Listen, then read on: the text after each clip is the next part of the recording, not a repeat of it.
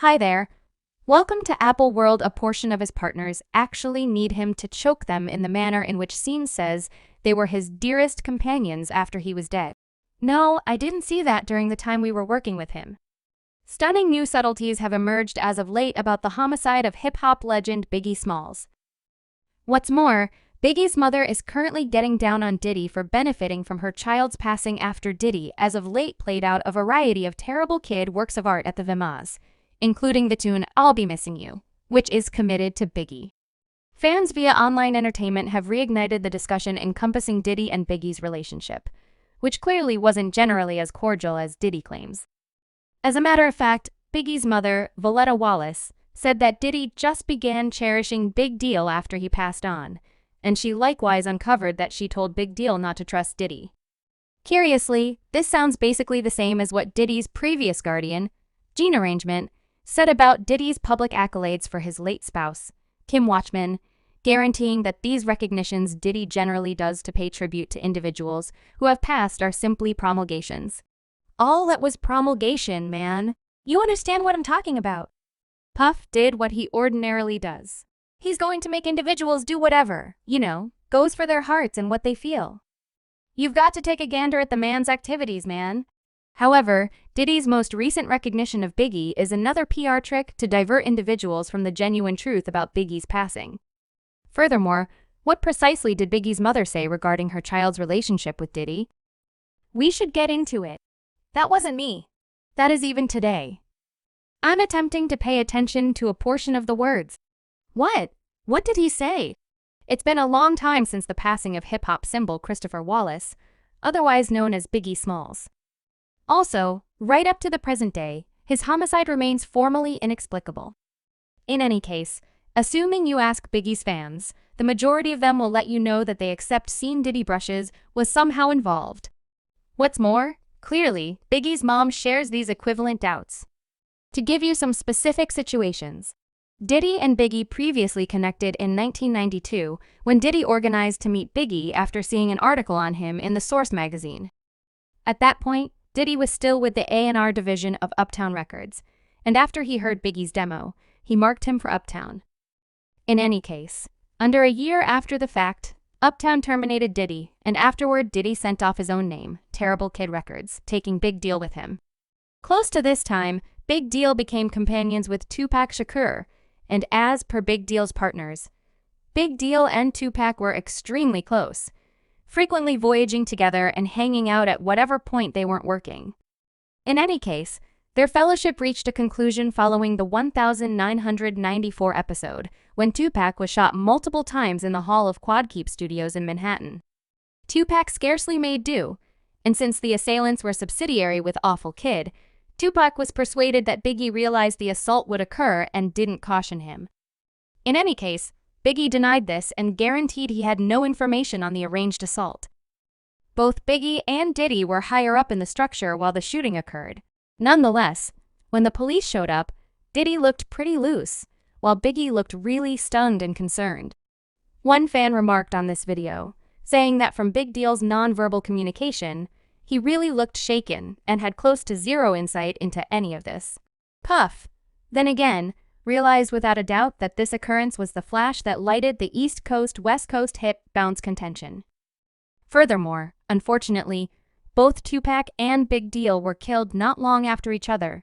Tupac in September 1996 and Big Deal in Walk 1997. And keeping in mind that both Tupac and Biggie's homicides are still authoritatively strange, there's a well-established conviction among hip-hop fans that Diddy was in some measure, in a roundabout way, liable for both of their demises. On April 8, 1997, Biggie and Diddy went to the Spirit Train Grants after party facilitated by Energy Magazine at Peterson Car Exhibition Hall in Los Angeles. This photograph is one of the last ones taken of Big Deal at any point. Only hours after the fact, the party was shut down due to congestion, and Big Deal was killed while coming back to the lodging. Biggie left the party with his escort and 2 Chevy SUVs to get back to his lodging. He was going in the front seat, close to his 2 partners and the driver. Diddy went in the other vehicle with 2 guardians, and the 2 vehicles were followed by a Chevy Overcoat conveying Terrible. Boys head of safety, Biggie's SUV halted at a red light around 50 yards from the Peterson Auto Exhibition Hall when a dark Chevy Impala pulled up close by it. Impala's driver, who actually stays unidentified, lowered his window, pulled a weapon, and discharged at Big Deal's vehicle. Biggie was hit multiple times, and his escort took him to Cedars-Sinai Clinical Center, where specialists played out a crisis medical procedure. In any case, tragically, it was past the point of no return, and he was articulated dead at 1:15 a.m. He was only 24 years old. Presently, with respect to Diddy in his most memorable meeting after Biggie's passing, he denied reports that Biggie was gunned down over a cash struggle, and he would not conjecture on the thought process behind the homicide. I know that is totally false. Biggie and have no cash clashes with anyone. Furthermore, to the extent that my hypothesis is deficient, it would be deficient for me to estimate. I would simply be like every other person in conjecture on who did this or why it was finished. At the end of the day, one thing I really do know is that it was underhanded. It was oblivious and it harms. Do you understand what I'm talking about? And keeping in mind that it's for the most part acknowledged that Big Deal's homicide was requested by Death Row Records' Chief Suge Knight in reprisal for Tupac's passing. Many individuals have estimated throughout the long term that Diddy had some awareness of the arrangement and permitted it to work out. An article distributed in Drifter in December 2005 uncovered that Diddy neglected to completely help out the examination, and he likewise supported his Terrible Kid staff to do likewise. The article likewise cited Big Deal's mom, Voletta Wallace, who affirmed that bad LAPD officials were associated with smothering proof of the concealment before Biggie's homicide. Voletta said she confided in everybody. I confided in the Los Angeles police office. I wanted to accept that they needed to figure out who the killer of my child was. I had no clue that there were such strong powers involved in all of this. In any case, that is not all. It couldn't be any more obvious. Biggie wasn't even expected to be in LA that evening, and everybody realized it was an ill-conceived notion thinking about how Tupac had recently been killed a half-year earlier.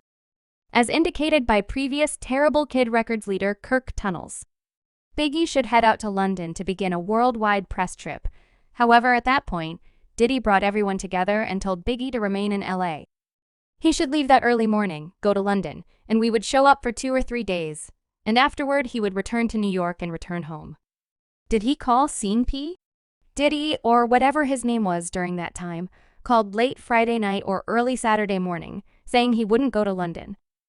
Likewise, Diddy's previous guardian, Quality Dale, guaranteed in a new meeting that Big Deal's homicide wasn't a drive-by and that the vehicle conveying Biggie's shooter was at that point holding up in an assigned spot.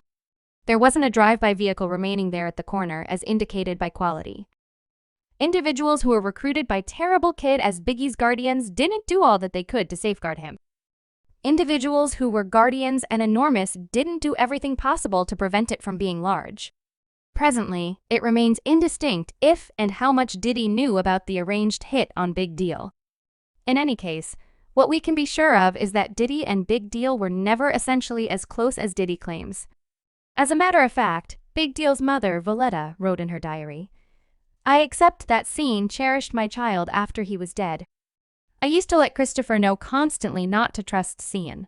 And afterward, in her new meeting with the Morning Meal Club, Voletta said that she actually can't stand a portion of Big Deal's previous partners and joked about how she needs to choke them.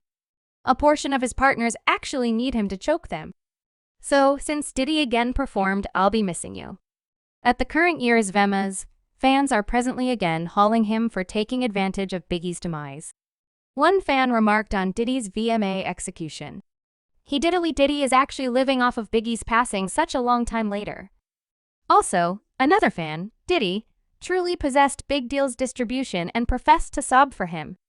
He might have effectively given it back in 1997,